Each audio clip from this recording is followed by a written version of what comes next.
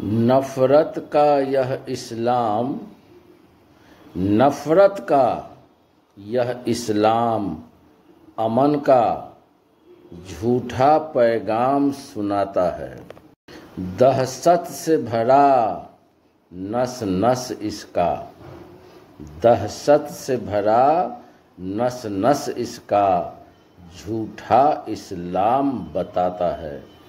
यह इस्लाम हजूर साहब का दिया हुआ इस्लाम है ही नहीं ना। यह तो आक्रांताओं का जबरदस्ती वाला इस्लाम है, गुलाम बनाने वाला इस्लाम है। इसलिए यह इस्लाम हुजूर साहब के इस्लाम से इसका कंपैरिजन करना हुजूर साहब का गुस्ताख करने के बराबर है।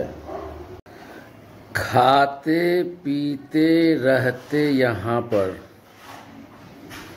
खाते पीते रहते यहाँ पर मन रहता मक्का है, पर मन रहता मक्का है। हाल देख कर इन लोगों का, हाल देख कर इन लोगों का अरब भी हक्का बक्का है। भारत के मुसलमानों के साथ हमदर्दी रखिए। मेरा जो प्रयास है वो ये है कि ये बेचारे जो गफलत में, मुल्लों के चक्कर में अपने जीवन को बर्बाद कर रहे हैं, हुजूर साहब का इस्लाम मान रहे हैं, जबकि इनका ये इस्लाम हुजूर साहब का है ही नहीं। ये तो नफरती आक्रांताओं का इस्लाम है।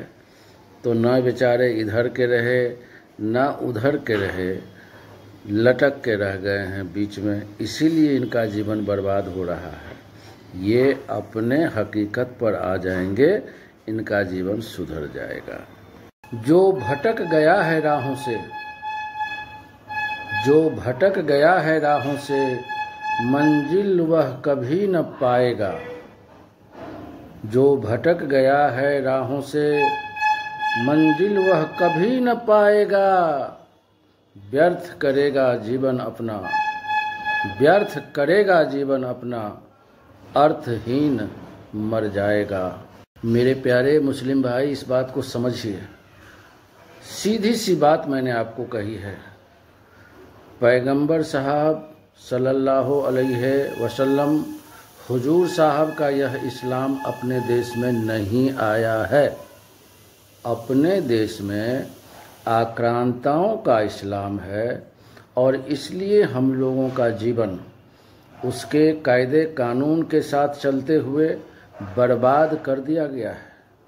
इस बात को अगर आप सोचेंगे तभी आपका जीवन सार्थक होगा, नहीं तो अर्थहीन जीवन समाप्त होता जाएगा। हम लोग आपस में ही लड़के मरके बर्बाद कब तक होते रहेंगे। मैं आपको समझाना चाहता हूँ।